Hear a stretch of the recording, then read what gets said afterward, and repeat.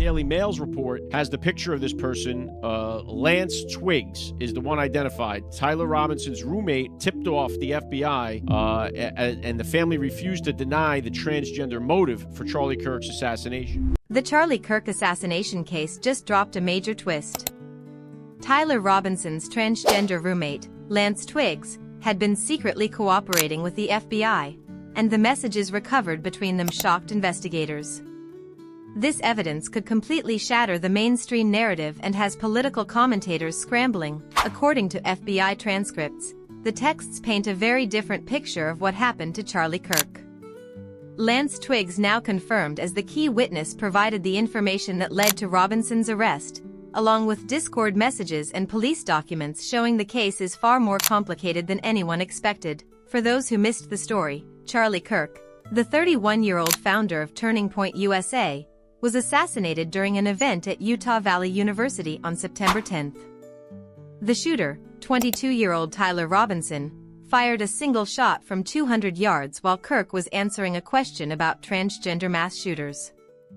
Robinson fled but was arrested 33 hours later after his father recognized him in FBI surveillance photos. New details emerge about Tyler Robinson's living situation. His partner, who is transgender, is cooperating with the FBI. Story continues below. But here's what truly shocked me. In this story, Twiggs wasn't helping Robinson escape, he was actually cooperating with investigators. Federal agents discovered that Twiggs voluntarily handed over some of the most incriminating text messages imaginable. These included Robinson talking about hiding a gun, wrapping the rifle in a towel, and even changing outfits after the attack, and it gets even more intense. These weren't random texts, they were detailed conversations about the logistics of the assassination.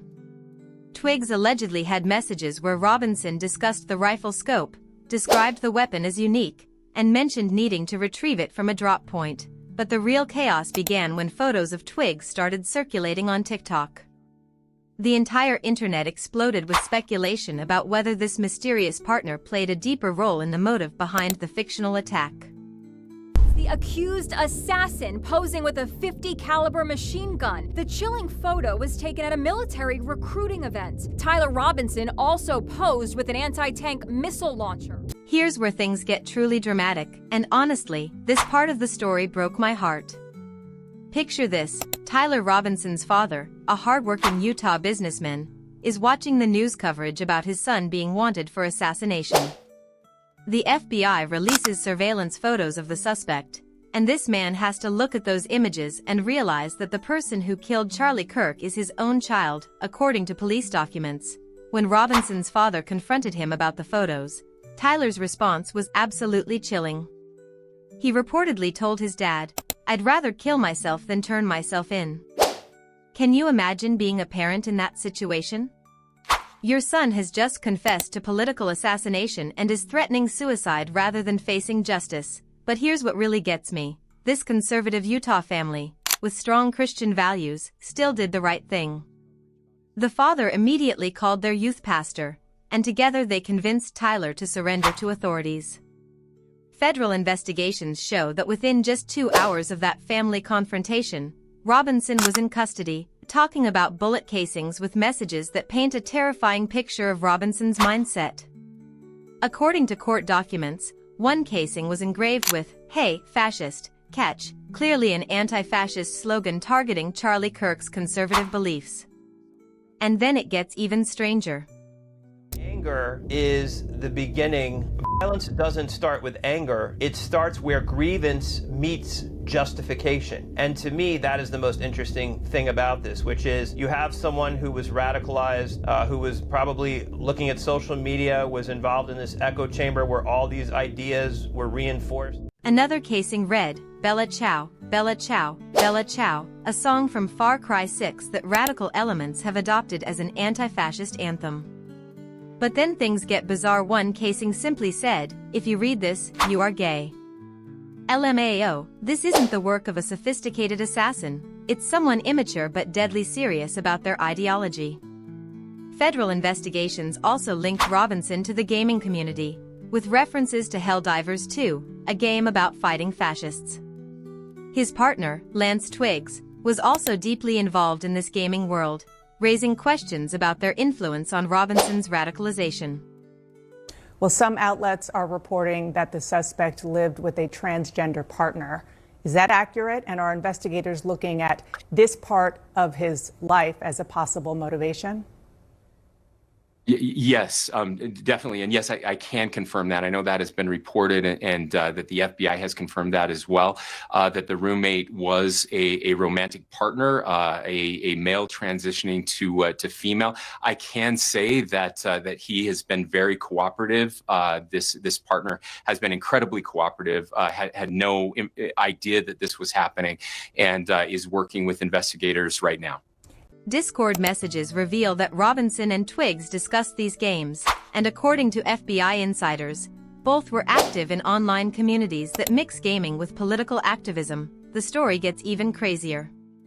When news broke that Lance Twiggs is transgender, the political landscape erupted. Conservative media linked this to a supposed pattern of transgender violence, while left-wing outlets accused them of scapegoating someone who was actually aiding the investigation. Leaked CNN recordings confirm that Utah Governor Spencer Cox stated Twiggs was cooperating with federal authorities. And how is that relevant to the investigation when it comes to the motive? Are you learning that? Sure. Well, yeah, that's what we're trying to figure out right now. Again, it's easy to draw conclusions from that, and so we've got the shell casings, other forensic evidence that is coming in, and trying to piece all of those things together. You said that the roommate is being very helpful. Has that individual explained to law enforcement what the mindset of the shooter was and whether or not it is connected to his ideology or his situation as transitioning, as you just described? I'm not sure about that piece right now, Dana. Okay, so we're not sure if the fact that he was romantically involved, as you say, with his partner who was transitioning is relevant to the motive of the murder based on the investigation. Sure. Then the interviewer asked the question that split the nation. There's a narrative going around that Tyler Robinson has a trans partner. Now, I searched and searched on this, and there's not one reliable news source that is reporting this. The only thing I saw made them make this a headline is that they spoke with the grandmother, and they asked her if this, I think his name is Lance Twiggs, if this person is trans. And she said she didn't want to say because she didn't know, but he could. And just when you think it can't get more shocking, wait until you hear what the neighbor saw only 2 weeks before the shooting. Yeah, he was walking with him. Were they holding hands? Yeah, they were. So, yeah, they drove off in his car, the Dodge Challenger. The time you saw them or this week? It was about the time I saw them, so. Okay, how long ago was that? I would say about 2 weeks ago. And so they looked like they were couples? Yeah.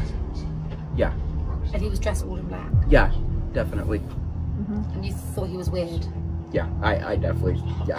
What was weird about him? Just the way he walked and just the way I've seen him. I've never seen really anybody dressed all in black with a mask on, and I thought that was just quite weird. I would have tried to stop him if I knew it was him, like before. I definitely do not like the fact that he was living close to me. This part of the story will shock you. When I first heard this testimony, it gave me chills. A neighbor of Tyler Robinson has come forward with evidence that changes everything. Exclusive TikTok footage shows the neighbor witnessing Robinson kissing his trans partner just 2 weeks before the assassination.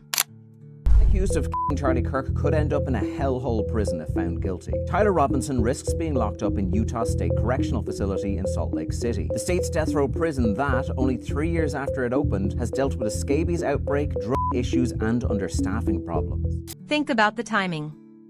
This wasn't a casual roommate situation, it was an intimate relationship between the shooter and the person who would later turn him in. But here's the question. If Lance Twiggs cared enough to be in a romantic relationship with Robinson, why cooperate with the FBI? Was it justice over love, or were deeper motives at play?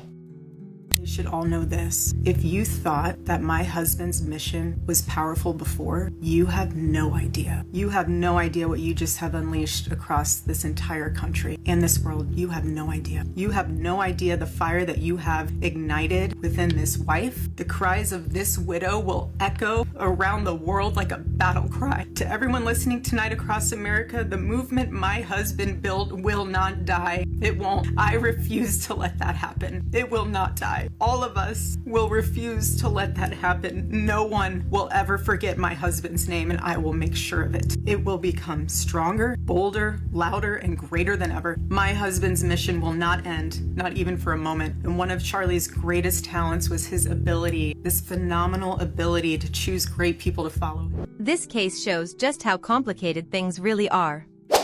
The more I dig, the more questions arise. While Tyler Robinson pulled the trigger and killed Charlie Kirk, the story involves his transgender partner, online gaming communities, political radicalization, and unexpected family dynamics. What we do know: Lance Twiggs cooperated with federal authorities, helping solve the case quickly. But the question dividing America is whether that cooperation came from genuine justice or deeper motives. Meanwhile, Charlie's wife has vowed to keep his movement alive. Her words gave me goosebumps. The truth is messier than any single narrative admits, with both sides using the transgender angle to push political agendas. But at the core, a conservative father was murdered for expressing his beliefs, and we deserve to know the full story behind who influenced that assassination.